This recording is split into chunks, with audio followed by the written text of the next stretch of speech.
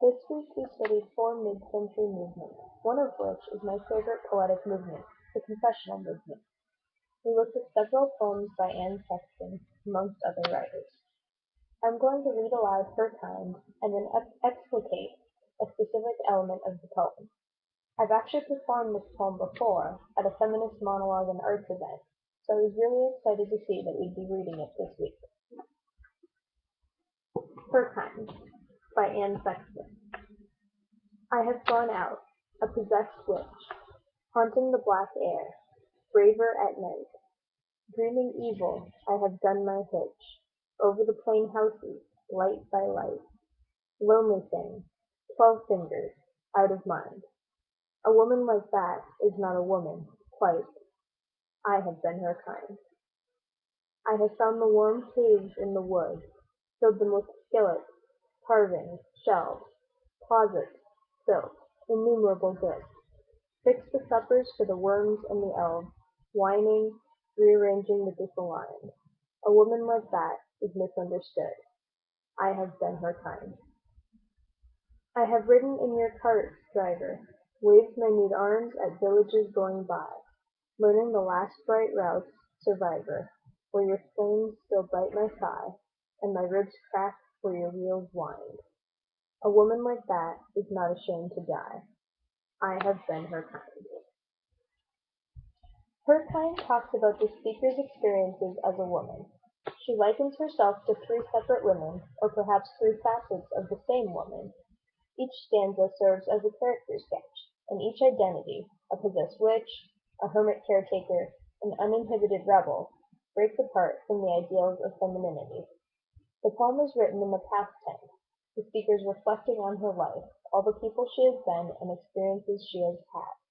We wonder if she still possesses the characteristics of these women, or if she has changed, and if she has changed, if it was by her own choice or at the hands of the oppressive society present between every line of her kind. The poem consists of three stanzas, each made up of 7 lines, ending with the same 2-line structure. All of the stanzas have a somewhat complex narrative structure to them.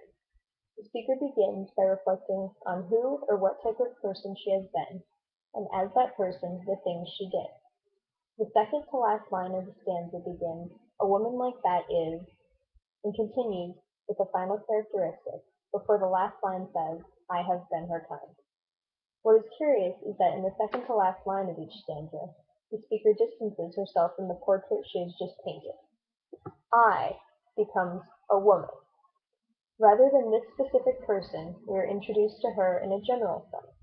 The structure sets up each stanza to claim that women like the speaker are blank. Insert relevant quality here. Then the last line of each stanza returns to the first person. The speaker of the poem, I, says she has been her kind.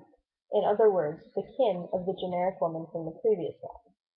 This gets a little convoluted, but to connect it all together, she has been the same kind as the woman who is like her. Ultimately, the speaker is like herself. So what does this affirmation of identity mean?